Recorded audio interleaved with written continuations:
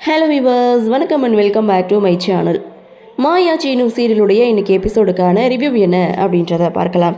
எபிசோடை பொறுத்த வரைக்கும் மாயா சீனு இவங்க 2 பேருக்கும் ஃபர்ஸ்ட் நைட் ஏற்பாடு பண்ணியிருக்காங்க. ஸோ இதில் சீனுவுக்கு சுத்தமாக விருப்பமே இல்லை. வழக்கம் போல் சீனு மாயாவை வந்து திட்டிகிட்டு தான் இருக்காங்க. நீ ஒரு பொண்ணா இப்படிலாம் பேசலாமா அப்படின்னு சொல்லி திட்டிட்டு அவர் தலையில் படுக்கிறாரு. ஸோ இங்கே மாயா பார்த்திங்கன்னா தொடர்ந்து இங்கே சீனுவை வம்பிழுத்துட்டே இருக்காங்க. ஸோ அப்படியே சீனை கட் பண்ணுறாங்க. மறுநாள் காலையில் மாயா எழுந்து சீக்கிரமாக குளிச்சுட்டு வராங்க. அதை பார்த்த பார்வதியும் பத்மாவும் செம ஷாக் ஆகுறாங்க. ஒருவேளை நடந்திருக்காதோ அப்படின்ற ஒரு சந்தேகத்தில், என்ன நீ காலையிலே குளிச்சுட்டு வந்திருக்க அப்படின்னு சொல்லி கேட்கும்போது, நடக்க வேண்டியதெல்லாம் நடந்ததுன்னா காலையில் குளிச்சுட்டு தானே வரணும் அப்படின்னு சொல்லிட்டு தன்னுடைய மாமனாருக்கு ஸ்வீட் கொடுக்குறாங்க. எதுக்குமா ஸ்வீட்டு அப்படின்னு சொல்லி, இப்போ நீங்கள் பாட்டு பாடிட்டு வந்தீங்கல்ல, ஸோ அது வந்து இன்னும் 10 மாதத்தில் வந்து நடக்க போகுது, உங்கள் கையில் ஒரு பேர குழந்தை தவழ போகுது அப்படின்ற மாதிரி இங்கே பார்வதியும் பத்மாவையும் வந்து வெறுப்பேற்றும் போது, கரெக்டாக அந்த சமயம் பார்த்து இங்கே சீனுவும் எனக்கு மேல் வலிக்குது, ஒரு காஃபி போட்டு கொடுங்கம்மா அப்படின்னு சொல்லி தன்னுடைய அம்மா கிட்டே கேட்க, ஆக இவ சொன்னது எல்லாமே உண்மையாக இருக்குமோ அப்படின்ற ஒரு சந்தேகத்தில், நீலாம் என் பிள்ளையா அப்படின்னு சொல்லி சீனுவை திட்டு அவள் உங்களை வெறுப்பேற்றுக்கிறதுக்காக அவள் அப்படி சொல்லிட்டு போயிருக்கான்னு சொல்லி அந்த இடத்துல சமாளிக்கிறாங்க. அப்போ தான் பார்வதிக்கும் பத்மாவுக்கும் உண்மை என்னன்னு புரியுது. மாயாவுக்கும் சீனுவுக்கும் எதுவுமே நடக்கலை அப்படின்றத புரிஞ்சுக்கிறாங்க. மாயாவை இந்த வீட்டை விட்டு வெளியில் அனுப்பணும் அப்படின்னு சொல்லி அடுத்த ஒரு திட்டத்தை போடலான்ற மாதிரி அவங்க 2 பேரும் அங்கேருந்து கிளம்புறாங்க. அப்படியே சீனை கட் பண்ணால் யாரோ ஒருத்தர் பேக்கை போட்டுட்டு வீட்டுக்கு வராரு. யார் என்னன்னு விசாரித்தா, இது மாதிரி பாஸ்போர்ட்டுக்கு அப்ளை பண்ணியிருக்காங்க அப்படின்னு சொல்லும்போது, யார் பண்ணியிருப்பா அப்படின்னு சொல்லி எல்லோரும் எதிர்பார்த்துட்டு இருக்கும்போது அங்கே ரகுராமுடைய என்ட்ரி. பாஸ்போர்ட் வந்திருக்கிறது தனாவுடைய பேருக்கு. ஸோ அதில் டாக்குமெண்ட்டில் சைன் போட சொல்கிறாங்க. இப்போ எதுக்கு பாஸ்போர்ட் அப்படின்னு சொல்லி இங்கே பத்மாவும் பார்வதியும் கேட்கும்போது, ஸோ அவள் வந்து லட்சியத்துக்காக போக போகிறா, அவருடைய கனவு வந்து நிறைவேற போகுது, இனிமேல் வெளிநாட்டிலலாம் போய் வந்து விளையாட வேண்டி வரும், அதனால எந்த தடையும் இருக்கக்கூடாதுன்றதுக்காக இப்போவே பாஸ்போர்ட்லாம் அப்ளை பண்ணேன்னு ரகுராம் வந்து பாஸ்போர்ட்டை வாங்கி படிக்கும்போது தான் தெரியுது, இங்கே தனாவோட பேருக்கும் பக்கத்தில் கதிரோட நேம் இருக்குது. ஸோ இதை பார்த்ததுமே இது யார் இப்படி சேர்த்தது அப்படின்னு சொல்லி பாஸ்போர்ட்டை தூக்கி வீசுகிறாங்க. அப்போ தான் தெரியுது தனா பக்கத்தில் வந்து கதிர் பேர் இருக்குது அப்படின்ட்டு.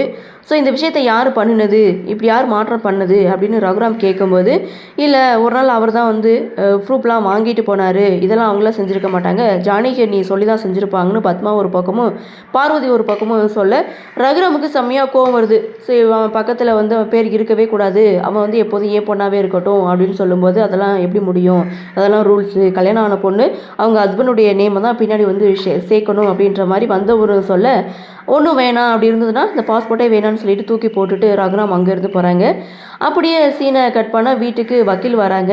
ஸோ எல்லாருமே ரொம்ப ஷாக் ஆகுறாங்க. என்னோட அது திடீர்னு வக்கீல் வந்திருக்காரு அப்படின்னு சொல்லி பத்மா பார்வதி 2 பேரையும் வந்து விசாரிக்கிறாங்க. நீங்கள் தான் வர சொன்னீங்களான்னு சிவா ஒரு பக்கமும் மணி ஒரு பக்கமும் கேட்க, நாங்கள் சும்மா தான் இருக்கோம், நீங்கள் ஏன் எங்களை வம்புழுக்கிறீங்க அப்படின்னு சொல்லும்போது அங்கே ரகுராமுடைய என்ட்ரி.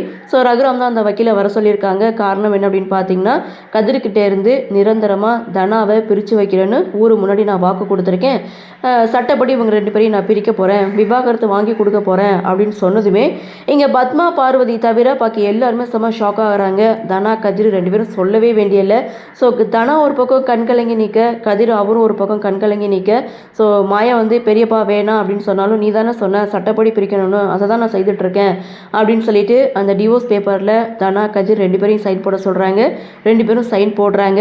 அப்படியே சீனை கட் பண்ணால் ஜானகி தனா கிட்டே, ஏன் இப்படிலாம் நீ பண்ணிக்கிட்டு இருக்க, நீ உங்கள் அப்பா கிட்டே போய் பேசு அப்படின்னு சொல்லும்போது, நான் எப்படி பேசுறது, இந்த வீட்டில் தனக்குன்னு யாருமே இல்லைன்னு நினச்சிட்டு இருக்கும்போது, ஸோ என்ன தான் அவர் வந்து ரொம்ப பாசமாக அவருக்கு சப்போர்ட்டாக இருக்குன்னு நினைக்கிறாரு.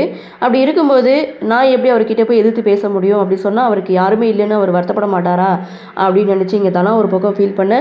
இப்போது தனா கதிர் 2 பேரும் பிரியறதுக்கான எல்லா ஏற்பாடுகளையும் ரகுராமே வந்து செஞ்சுட்டாங்க. அதுவும் சட்டப்படி வந்து செய்துட்ருக்காரு. அடுத்து என்ன நடக்கும் அப்படின்ற ஒரு எதிர்பார்ப்போடு இன்றைக்கி எபிசோடை முடிச்சிருக்காங்க. பார்க்கலாம் என்ன மாதிரியான சுவாரஸ்யத்தோடு கதைக்கள நகர்வை கொண்டு வராங்க அப்படின்றத நாமளும் பொறுத்திருந்து பார்க்கலாம். இன்றைய பகுதி பற்றினா உங்களுடைய கருத்தை வழக்கமாக கமெண்ட் செக்ஷனில் பதிவு பண்ணுங்கள். இந்த வீடியோ உங்களுக்கு பிடிச்சிருந்தால் லைக் பண்ணுங்கள், ஷேர் பண்ணுங்கள், மறக்காமல் நம்ம சேனலை சப்ஸ்கிரைப் பண்ணிக்கிறீங்கன்னு சொல்லி இந்த வீடியோவிலிருந்து விடைபெறுகிறேன். நன்றி, வணக்கம்.